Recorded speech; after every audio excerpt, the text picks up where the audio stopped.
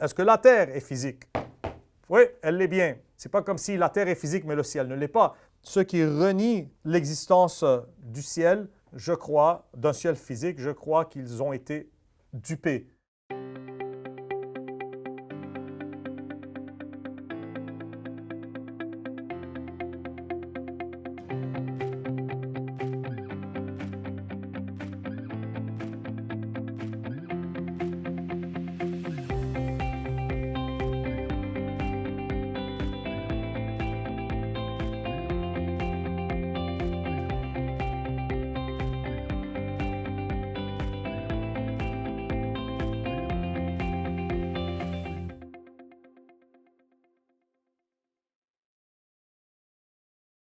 Bonjour encore, chers amis.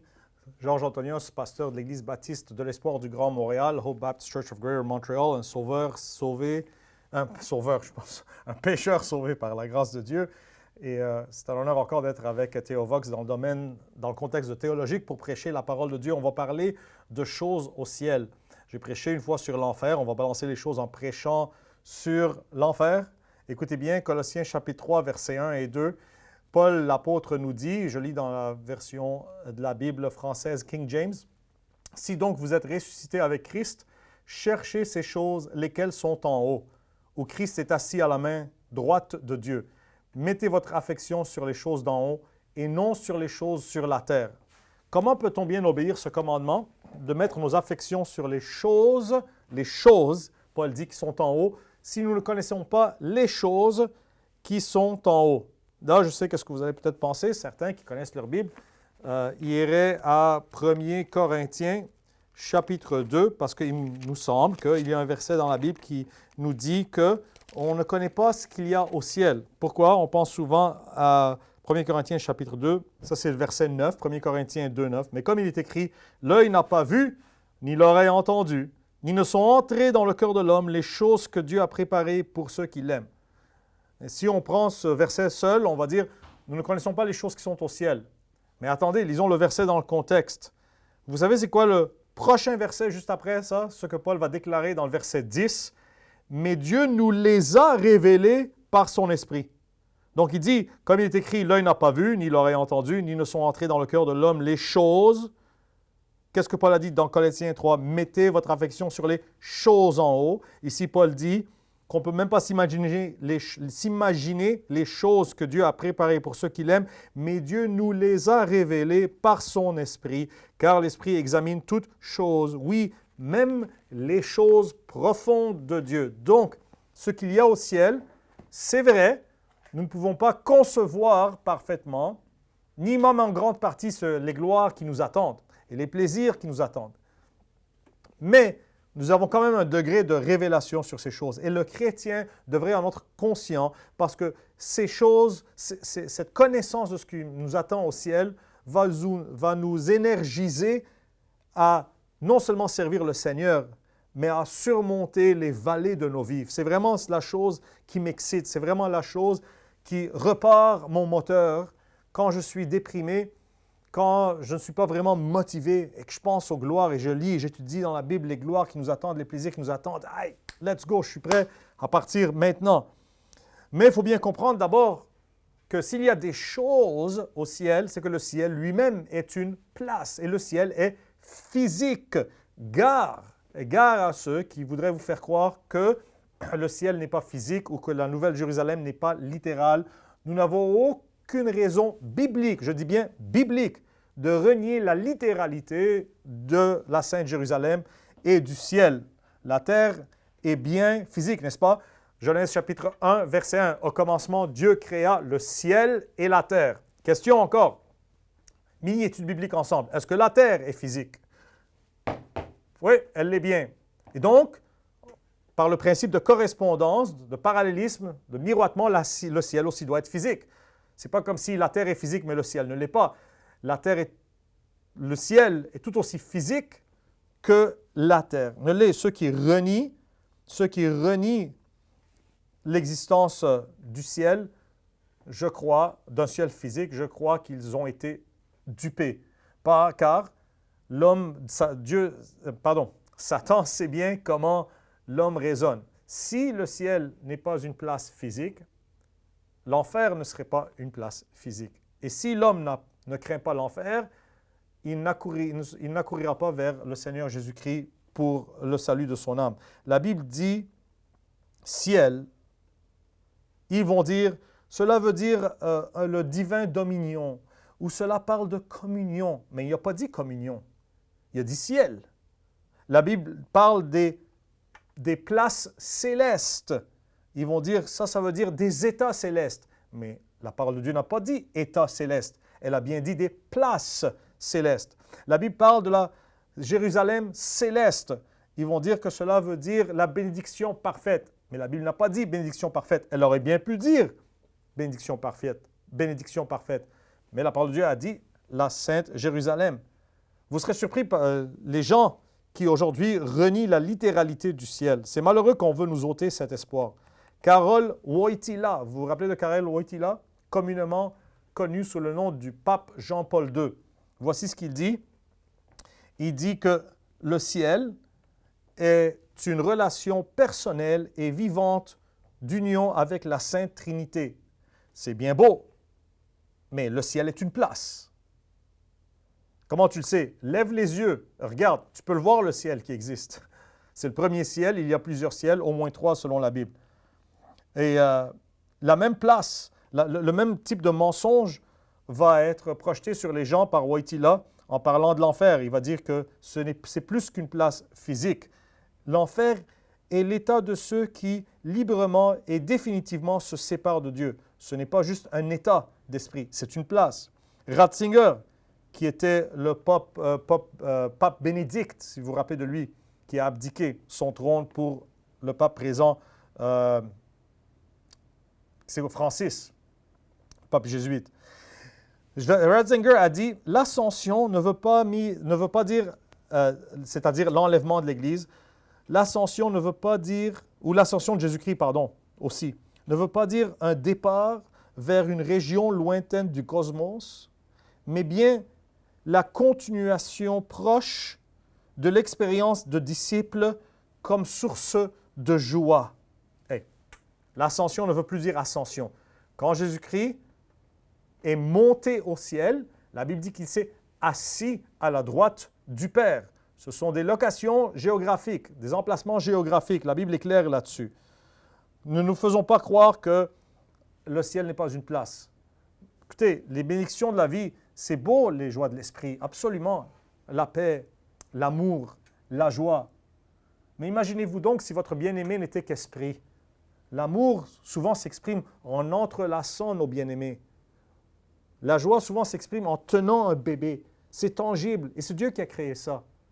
Il n'y a rien de mal là-dedans. Nous avons permis au gnostisme de rentrer dans la chrétienté pour renier quasiment la réalité physique des choses. Le Dieu du spirituel est aussi le Dieu du physique. Il a créé les deux mondes. Et les deux, ensemble, supplémentent notre joie. Oui, absolument. Le ciel est une place. C'est pour ça que la Bible parle de choses en haut. Mettez votre affection sur des choses en haut. Moi, je crois au ciel parce que la Bible dit qu'Abraham est sorti dehors et il leva les yeux vers le ciel. Ça, c'est Genèse chapitre 15, verset 5. Regarde dehors, tu peux le voir, le ciel. La Bible dit que Étienne regardait vers le haut, vers le ciel, quand il a été lapidé. Et il a vu le ciel ouvert et Jésus-Christ assis à la droite du Père. La Bible dit que Jésus-Christ est monté au ciel dans Actes chapitre 1. Il a été reçu par un nuage. La Bible dit, Jésus-Christ lui-même nous dit dans Jean chapitre 14, verset 2, « Dans la maison de mon Père, il y a plusieurs palais. Si ce n'était pas ainsi, je vous l'aurais dit, je vais préparer une place pour vous. Une place, dans une place. C'est physique. J'ai hâte. » Il a dit que c'est une place. Moi, je le crois. Éphésiens parle 4 fois de place céleste en 6 chapitres dans le livre d'Éphésiens. Jésus-Christ et Paul ne sont pas des menteurs. Ils nous disent la vérité simple comme qu'elle est. Elle doit être reçue simplement comme qu'elle est. La Bible dit que sans controverse, Jésus-Christ a été reçu en la gloire, parlant de son ascension. Ça, c'est 1 Timothée chapitre 3, verset 16. Il faut arrêter à un moment donné de dire Oui, la Bible dit ceci, mais ce qu'elle veut dire, c'est cela. Écoutez, Dieu veut dire ce qu'il dit. Il dit ce qu'il veut. Il dit ce qu'il veut dire. Et il veut dire ce qu'il dit. Il n'y a pas à aller chercher plus loin. Le problème de l'homme, ce n'est pas qu'il ne comprend pas la Bible. Le problème de l'homme, c'est qu'il ne croit pas à la Bible. Et souvent, le reni de la littéralité de la Bible n'est qu'un manque de foi déguisé en compréhension. Ce n'est qu'un rejet de la révélation de la Bible, mais revêtu d'une politesse. N'empêche que c'est un rejet. Je crois à ma Bible littéralement. Moi, je suis excité pour le ciel. Je suis excité de monter là-haut. Quand Dieu, Jésus-Christ, me dit que mon trésor, là où mon trésor est, sera mon cœur, je crois que c'est un vrai trésor, dans une vraie place. Au fait, la Bible la décrit. Elle décrit la céleste Jérusalem avec des détails laborieux quasiment. Révélation chapitre 21 et 22, Apocalypse 21 et 22. Allez le lire. Il y a plus qu'un ciel dans la Bible. Il y a un premier ciel qui est l'atmosphère terrestre dans lequel les oiseaux volent. Ça, c'est Genèse 1. Il y a un second ciel qui est l'espace qui sépare le troisième et peut-être quatrième ciel de la terre. Et après l'espace, il y a le troisième ciel et peut-être un quatrième aussi, sinon plus, selon le livre des Psaumes. C'est important de comprendre ces choses. Un jour, peut-être qu'ici, dans le contexte théologique, je vous donnerai une étude biblique sur le cosmos selon la Bible, la structure de l'univers physiquement selon la Bible, pour que vous ayez une meilleure compréhension de où est-ce qu'on s'en va. Mais quand tu vas mourir, si tu es croyant en Jésus-Christ, ton âme sera emportée par des anges à travers les nuées. Tu dépasses la lune, tu vas vers le vrai nord, tu vas voyager à travers l'espace et à un moment donné, tu vas frapper une mer galactique gelée de ses surfaces en bas et en haut qui sépare l'espace du troisième ciel. Tu vas percer à travers cette mer comme les Juifs à travers la mer Rouge et tu seras là dans le ciel de Dieu, séparé du péché et des anges déchus qui ont fait leur nid dans les étoiles de l'espace. Tu dis que c'est dans la Bible? Absolument. Et ce n'est pas quelque chose d'ésotérique, ce sont des vérités qu'on peut tirer en croyant à notre Bible, simplement et littéralement. Je vais vous parler donc de ces choses qui sont dans le ciel. Ces choses qui sont dans le ciel. Paul dit que je connais un homme qui a été enlevé au troisième ciel dans 2 Corinthiens 12, verset 2. Il dit, cet homme a vu des choses que je n'ai même pas le droit de vous répéter, mais comme on a vu ensemble, l'Esprit de Dieu, Dieu nous les a révélés par son Esprit quelque chose. Comment peut-on donc, voici le thème du message, mettre notre affection sur les choses dans le ciel si nous ne connaissons pas ces choses? Mon but aujourd'hui, par la grâce de Dieu, c'est de vous instruire sur ces choses afin que vous puissiez placer votre affection là-dessus au lieu de garder sur des choses négatives et déprimantes. Amen? On y va. D'abord, il y a une ville, il y a une cité. Cette cité, selon la Bible, est décrite, comme que je vous l'ai dit, dans Apocalypse 21. Rapidement, si vous voulez, vous pouvez ouvrir votre Bible et vous pouvez en lire les dimensions et en lire les matériaux et la structure. C'est vraiment fascinant de voir ça. Ça va être ta maison si tu crois au Seigneur Jésus-Christ. Il dit donc, ça c'est Jean qui parle, l'apôtre Jean, Révélation 21, 10. « Et il m'emporta dans l'esprit sur une grande et haute montagne. Et il me montra cette grande ville, la Sainte Jérusalem, descendant du ciel d'auprès de Dieu au début du règne millénaire. » Ça c'est la capitale de l'univers.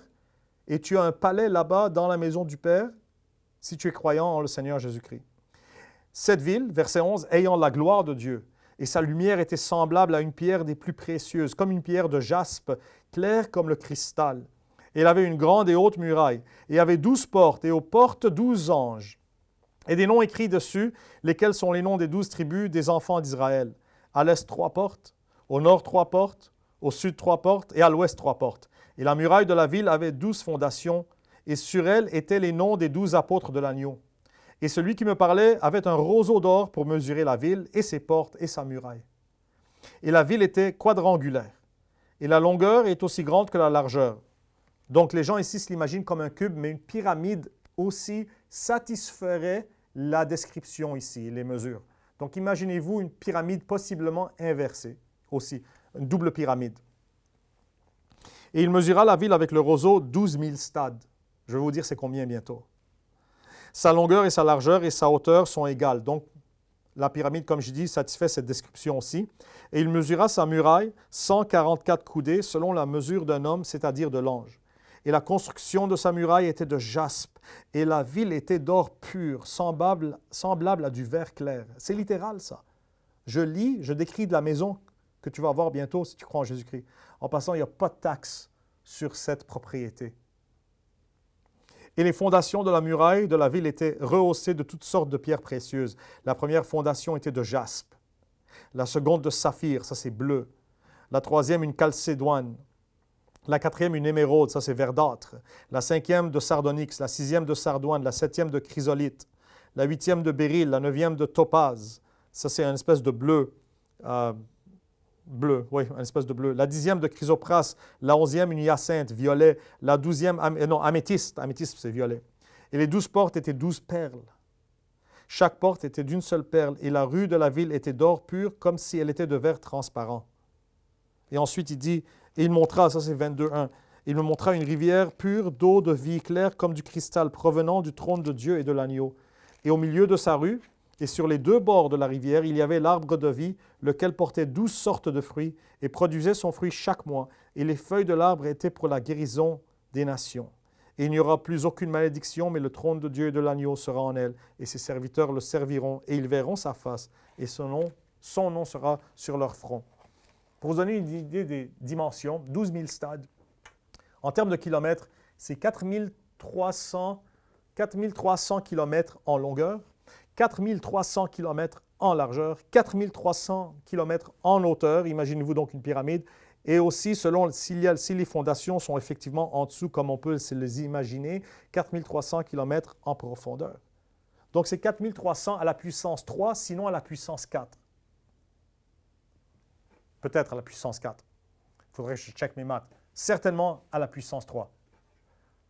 Si tu aurais à placer cette base quadrangulaire au-dessus du Canada, les dimensions de la ville iraient de Montréal à Vancouver, quasiment à Vancouver, quelque chose comme ça, vers l'Alberta, Colombie-Britannique, du Québec à l'Alberta, Colombie-Britannique, et de Montréal, du Québec jusqu'en Floride. Ça, c'est la base. Mais ce n'est pas juste une superficie deux-dimensionnelle, c'est à la puissance 3. Donc, ça monte aussi. Imaginez le volume. Même s'il y a des millions de rachetés dans cette sainte ville, tout le monde a de la place pour un palais. Amen. Toutes ces descriptions sont là. Pourquoi? Pour renforcer le sens de la littéralité de ce qui nous attend. La Bible dit « car il a préparé pour eux une ville ». Ça, c'est Hébreux chapitre 11, verset 16. Dieu, Jésus-Christ a dit que je monte préparer une place pour vous. Une place pour vous. Si en 6 jours, il a préparé un monde merveilleux, et ce monde qu'on témoigne aujourd'hui, rappelez-vous, est un monde déchu. C'est un monde qui est maudit par le péché. Donc, la terre d'Adam et Ève était beaucoup plus belle. Si Dieu a produit ça en 6 jours, qu'a-t-il produit en 2000 ans d'œuvre? Les anges travaillent. Ah, j'ai tellement hâte à cette ville. La ville de rêve, ce n'est pas Paris. Ce n'est pas New York. J'aime bien Montréal, mais ce n'est pas Montréal non plus, ni la ville de Québec, ni Rome, ni Milan, ni Prague, ni Moscou, ni Le Caire, ni Brasilia, ni Beyrouth, ni Pékin, ni Hong Kong. C'est la nouvelle, sainte, céleste Jérusalem. Ça, c'est notre mère à nous tous. Aucune autre cité sur terre. Elle descend du ciel. Son temple est Jésus-Christ lui-même, Dieu lui-même. Et les dimensions que vous lisez là, c'est ce que Paul priait pour qu'on puisse comprendre dans Éphésiens chapitre 3, verset 18, quand il disait qu'il priait pour que nous puissions être capables de comprendre avec tous les saints quelle est la largeur, la longueur, la profondeur et la hauteur. Il va ensuite parler de l'amour de Jésus-Christ. Mais ce n'est pas de l'amour de Jésus-Christ dont il parle quand il dit que je prie pour que vous compreniez ces dimensions. On le comprend parce que quand Jean apparaît, il nous donne les dimensions. Il nous donne les dimensions. Il y a amplement de la place. Il y a amplement de la place. Ce sont les richesses de Dieu qui nous attendent. Jésus-Christ, dans Psaume 118, verset 22, il est the headstone, la pierre de cap, la pierre qui est non seulement en pierre angulaire, mais au sommet. Le paroxysme de cette ville. Il en est le roi et il siège là-haut. La Bible compare cette pyramide à la Jérusalem terrestre Et la description de la Jérusalem terrestre, c'est que c'est une ville compactée ensemble. C'est comme ça que les psaumes décrivent Jérusalem. Donc, c'est une grande ville, mais tu vas avoir dans cette ville le qualia, on dit, de cette ville. Donc, le sentiment qu'on expérience, c'est un sentiment de village. Donc, tu as les amenités d'une grande ville, mais cette convivialité d'un village parce que tout le monde s'aime et tout le monde se connaît. J'ai tellement hâte. J'ai tellement hâte. Les murs de cette ville, la ville est à 4300 km de haut, mais les murs de jaspe sont 64 mètres de haut. Si vous voulez avoir une idée, c'est combien, résident du Québec, si vous connaissez le nouveau pont Champlain, les mastes, les poteaux, je ne sais pas quel est le terme technique d'ingénierie là, dans ce cas ici, mais il y a des cordes, des câbles de fer qui tiennent en partie, bien sûr, le pont Champlain, qui sont rattachés à une espèce de grand portail sous lequel on conduit. Ces poteaux-là, pour utiliser ce terme, ont environ 64 mètres. Mais la ville a 4300 km et elle descend du ciel et on ne dit pas qu'elle va s'incruster sur la terre. Non, non. Si on comprend bien Jésus-Christ quand il dit à Nathanaël que tu vas voir les anges qui montent et qui descendent sur le Fils de l'homme, et si on met des versets ensemble avec les psaumes, l'image qu'on a, c'est de cette ville flottante qui descend et qui va se placer, flotter dans l'air au-dessus de la Nouvelle Jérusalem terrestre. Il y a deux Nouvelles Jérusalem. Il y a une Nouvelle Jérusalem terrestre et il y a une Nouvelle Jérusalem céleste. L'une n'annule pas l'autre, à ne pas confondre. Très important, à ne pas confondre. La parole de Dieu est une épée à double tranchant. Les deux sont vrais. Il y a une Nouvelle Jérusalem terrestre dont les pierres sont différentes et dont la description est différente. En passant, vous pouvez lire ceci dans Ésaïe. Mais il y a la Nouvelle Jérusalem céleste. Elle descend, elle va flotter au-dessus de la Jérusalem terrestre. Et apparemment, durant le règne millénaire, nous pourrons voir les anges qui montent et qui descendent. Probablement, c'est une description de nous-mêmes. Notre base d'opération, c'est une ville flottante. D'où vient l'idée des films de science-fiction de mothership flottante? Et ils appellent ça mothership, un navire-mère. Qu'est-ce que Paul, comment décrit-il la Nouvelle Jérusalem? Il dit qu'elle est notre mère à nous tous. Il y a plein de choses en science-fiction qui ne sont que la Bible recrachée et qui ont été popularisées, mais extraites de leur contexte biblique. Écoutez, la Bible, c'est excitant. Le ciel, je vous garantis une chose, aussi pour les jeunes qui possiblement écoutent.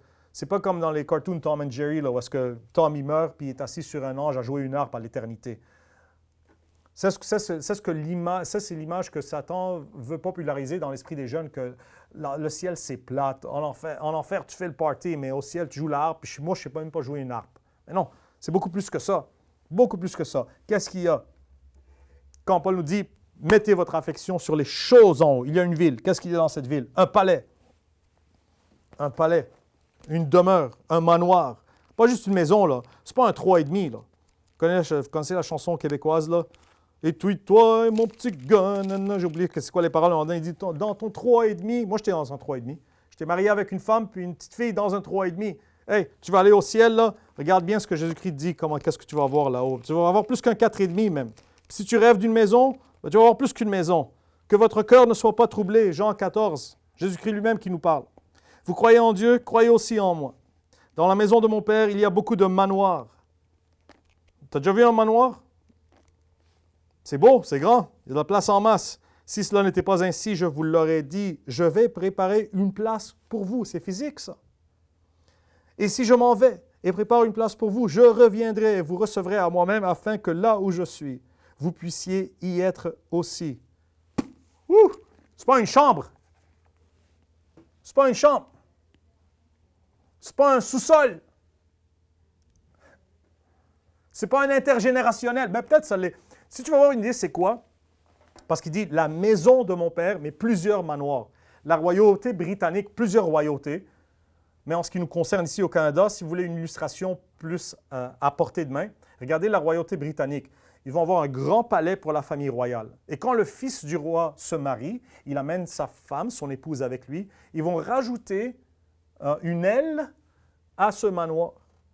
Et c'est ainsi que le palais grandit modulairement en rajoutant des manoirs ici et là, mais c'est une maison. C'est comme ça la Nouvelle Jérusalem. Let's go!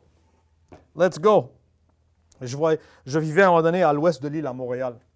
Et il fallait que je conduise sur le boulevard Gouin pour aller chez moi. Et à un moment donné, il y a une section du boulevard Gouin à l'ouest de l'autoroute 13 qu'on appelait Mafia Row parce que plusieurs des meneurs de la mafia y vivaient. Et leur maison, leur manoir, c'était difficile quand tu les voyais d'obéir le 10e commandement. Tu ne convoiteras point la maison de ton prochain. C'était beau. La maison que tu vas avoir, ils en jaunisseraient d'envie ce que tu vas voir au ciel, ce que Jésus-Christ va te donner.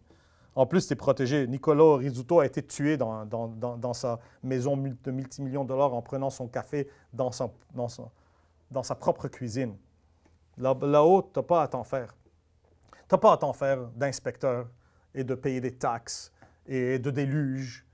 Et tu n'as pas à t'en faire pour la fondation qu'il faut réparer, pour le pavé uni et pour le toit et pour nettoyer le système d'aération.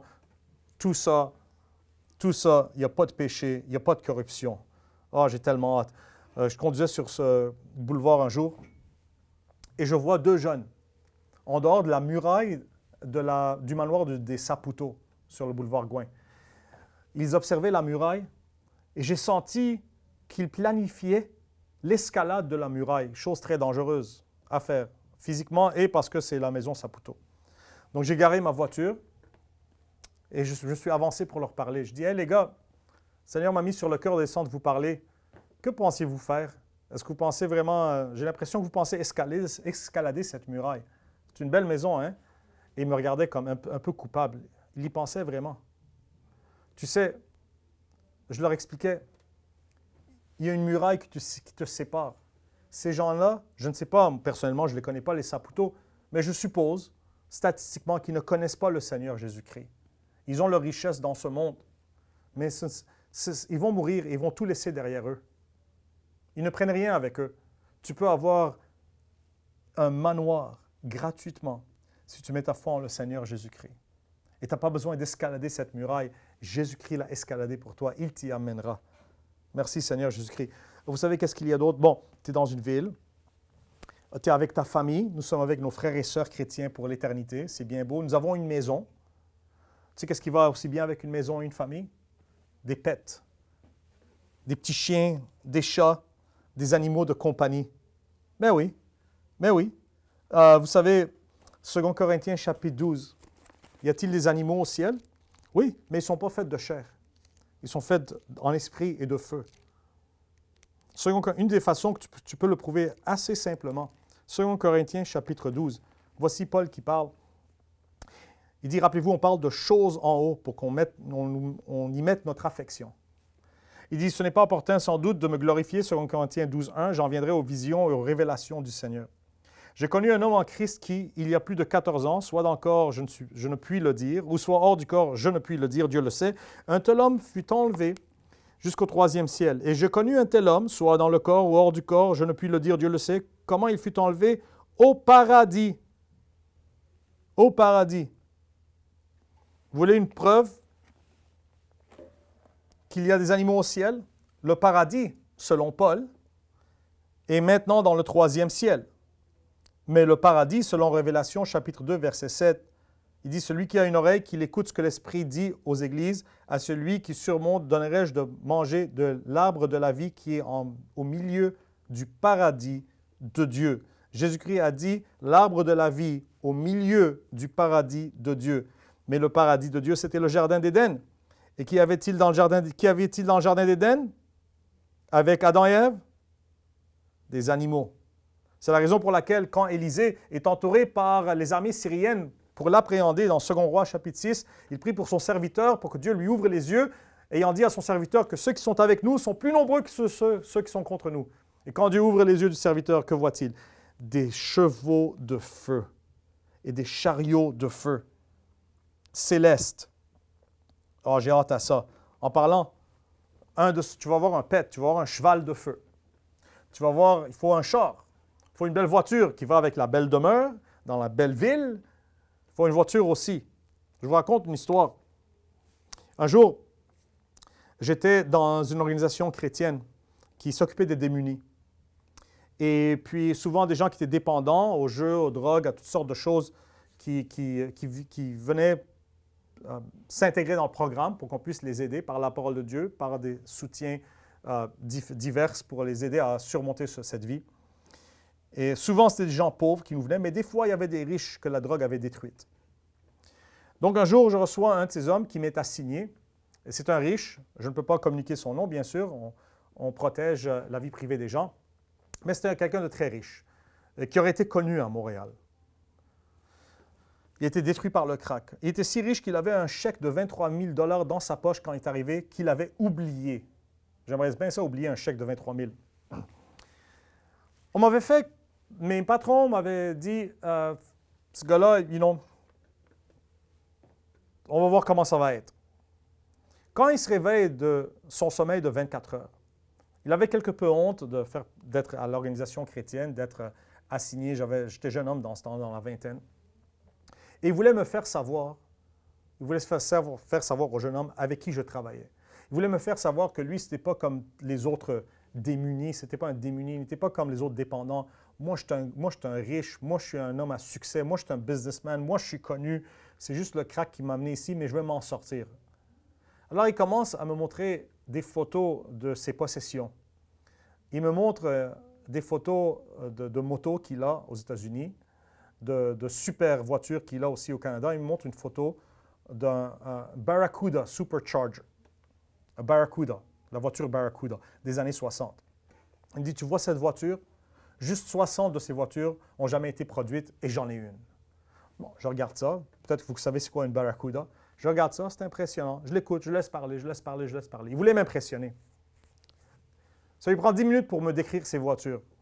Une fois terminé, là, il me regarde, attendant de voir mon impression. Je dis, est-ce que tu as un chérub? Il me dit, quoi? Je dis, un chérub. Possèdes-tu un chérub? Il me dit, c'est quoi ça, un chérub? Je dis, bien, c'est un des chérubins. Et il y en a au moins 5 qui ont été produits, peut-être un peu plus, mais pas beaucoup plus. Puis moi, j'en ai un. Il dit, de quoi tu parles? Là, j'ouvre à Ézéchiel, chapitre 1, verset 10. Les chérubs sont les chariots de Dieu. C'est des chariots vivants. En fait, le mot char est possiblement étymologiquement connecté à chérub. C'est les chérubs de Dieu, c'est les chariots de Dieu qui avaient des roues à l'intérieur de roues. Vous pouvez en lire la description, Ézéchiel 1 et 10. Le premier objet volant, vraiment, le premier vol, c'est peut-être pas les frères Wright aux États-Unis, mais un pasteur baptiste qui avait bâti un bolide volant s'inspirant de la description des chérubs dans Ézéchiel 1 et 10. Et là, je lis la description et je dis, un de ceux-là, c'est à moi parce que je suis fils de Dieu. Tout ce qui appartient à mon Père m'appartient. Là, il me regarde stupéfait comme. Il ne comprend pas. Mais ça va, je ne voulais pas trop qu'il comprenne exactement ce qu'est un chérub. Mais vous savez qu'est-ce qu'il a compris ce jour-là? Ce que je communiquais, c'est, tu ne peux pas impressionner un chrétien avec tes richesses. La Bible dit que le monde entier m'appartient, que l'univers entier m'appartient.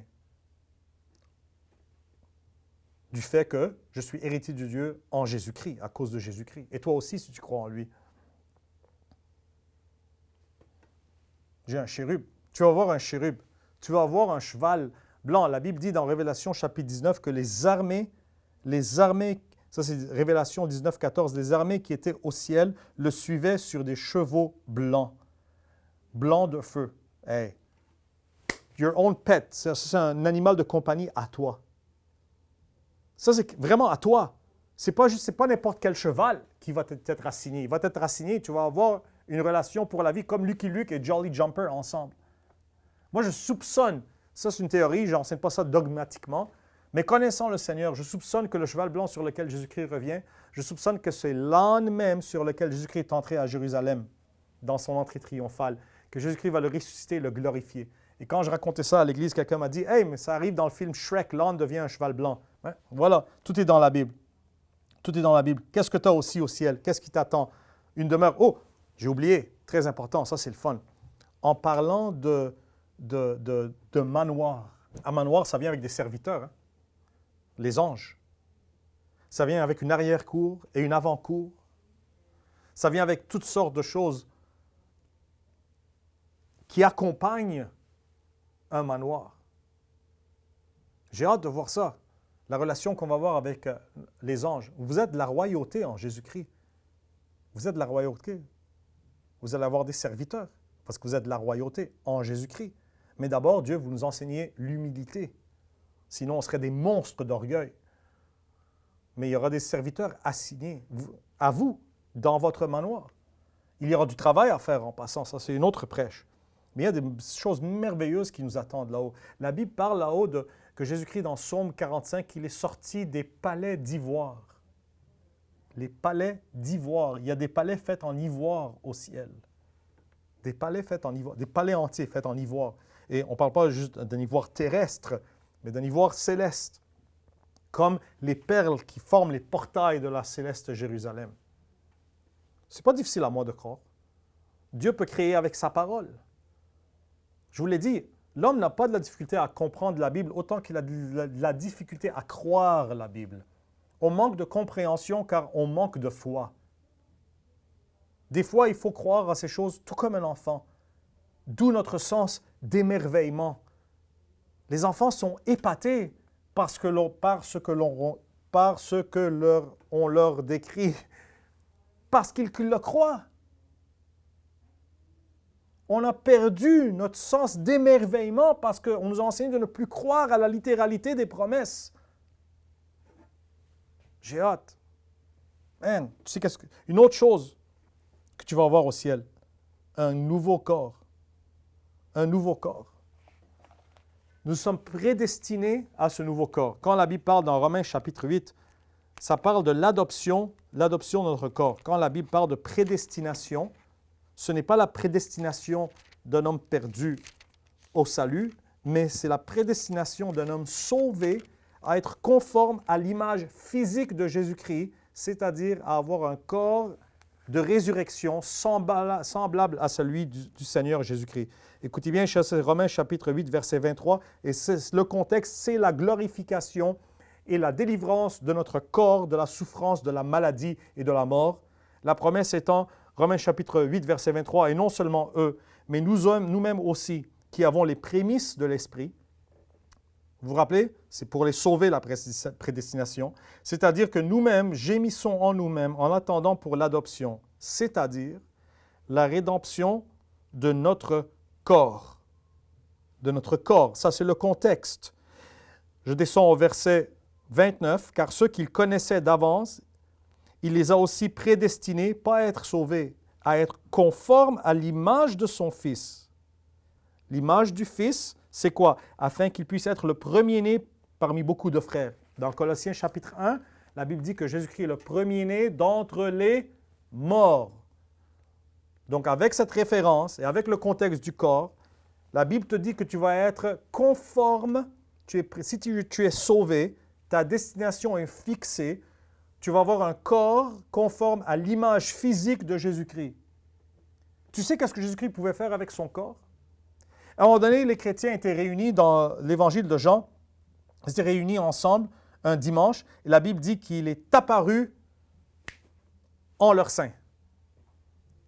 Et tu pourras faire pareillement. Apparaître, disparaître, téléporter. Il voit Marie après sa résurrection. Il lui dit, ne touche pas, je ne suis pas encore monté à mon Père. Mais il monte et redescend. Et la même journée, il apparaît parmi les disciples. Il leur dit, touchez-moi. Et il est monté au 3e ciel au moins, et il est redescendu dans la même journée. Ça, c'est un voyage plus rapide que ce que la vitesse de la lumière peut performer. Tu auras cette capacité. Tu es prédestiné à ce genre de corps. Ce n'est pas juste une question, tu auras un corps qui ne se fatiguera plus. Tu n'auras plus des maux de tête et des maux de dos et des maux d'entrailles et des maux de pieds et des maux de dents. Non, non, c'est beaucoup plus que ça. C'est un corps glorifié qui a vaincu la mort par la puissance du Saint-Esprit de Jésus-Christ qui l'a ramené d'entre les morts. Et tu vas hériter de ce corps. C'est une chose qui t'attend. 2 Corinthiens chapitre 5 dit qu'on a un corps ainsi qui nous attend au ciel. Jésus-Christ, dans Marc, quand il apparaît aux disciples d'Emmaüs, la Bible dit qu'il est apparu sous une autre forme. Et quand il a voulu, il a révélé qui il était. Donc tu pourras faire pareillement. Apparemment, tu pourras changer de forme. Ça va être vraiment le fun de jouer à cache-cache avec ça. Soyez honnêtes. Chaque enfant, on rêvassait d'être des super-héros, de pouvoir voler. Tu pourras voler. Tu pourras respirer sous l'eau avec ce nouveau corps. Tu pourras creuser jusqu'au fond de la planète pour voir leurs pierres précieuses. La Bible dit que Élie a pu courir par la puissance du Saint-Esprit plus vite que le chariot d'Ahab. Donc, tu pourras courir plus vite que Flash, voler plus loin que Superman. Absolument. Tu dis, crois-tu vraiment ces choses, Pasteur Georges? Tu les crois vraiment littéralement? De tout mon cœur. De tout mon cœur. Et c'est les choses justement qui me motivent dans les journées déprimantes, quand je vois que la vie est difficile, que la santé est difficile, que l'appartement est difficile. Aux gloires qui m'attendent. La Bible parle dans Hébreu des puissances du monde à venir. Les puissances de ce corps. Qu'est-ce qu'il pourra faire? Oh, il y a toute une civilisation là-haut. J'en passe. Je vais arrêter ici parce que sinon ça va être trop loin. Mais j'ai toute une étude biblique sur la civilisation angélique au ciel. Il y a beaucoup plus d'informations là-dessus qu'on pense. Donc, quand Paul nous commande, mettez votre affection sur les choses en haut, il faut bien savoir quelles sont ces choses, qu'elles sont concrètes pour nous motiver. Une ville décrite en détail, un manoir avec toutes les bénédictions attendantes et les serviteurs qui viennent avec ça, avec un garage, avec un chérub là-dedans, et un cheval de feu blanc, avec un corps indestructible, avec des superpuissances. Un voyage à travers les planètes, découvrir des civilisations, des langues, des cultures, gérer l'univers avec le Seigneur Jésus-Christ, les palais d'ivoire qui sont en haut, la mer glacée qui sépare le second du troisième ciel qui est en haut, la mer de cristal sur laquelle l'apôtre Jean s'est tenu dans le livre d'Apocalypse. Littéral, physique, tangible, 100%, absolument. Dieu en est capable et bien plus. Et bien plus. Voici donc les choses. J'espère que vous les connaissez mieux aujourd'hui et qu'on peut mieux obéir le commandement de mettre notre affection là-dessus. Allez étudier la parole de Dieu, creusez. Dites-lui, Seigneur, montre-moi plus de choses sur le ciel, sur les anges. Je veux avoir une meilleure idée de ce qui m'attend. Parce que c'est ce que Dieu a dit. Il y a une importance pratique à ces choses. Car il continue dans Colossiens chapitre 3 en disant de mortifier nos membres qui sont sur la terre pour qu'on puisse marcher à travers l'esprit. Mais c'est dans le contexte de garde ta pensée sur les plaisirs qui t'attendent. Oh, j'en ai passé une. Encore, c'est un autre sermon. La Bible parle de la rivière des plaisirs de Dieu. Je vous laisse étudier vous-même quelle est la première mention de plaisir dans la Bible et quels sont les contextes du plaisir dans la Bible. Ce qui nous attend est ahurissant et ahurissant. Il faut laisser pour plus tard, mais il y a beaucoup plus. Donc, pensez à ces choses célestes, selon Colossiens chapitre 3, l'apôtre Paul, a des implications pratiques. Nous avons de la difficulté à mortifier nos désirs charnels, justement parce qu'on ne comprend pas qu'il y a des plaisirs plus grands qui nous attendent.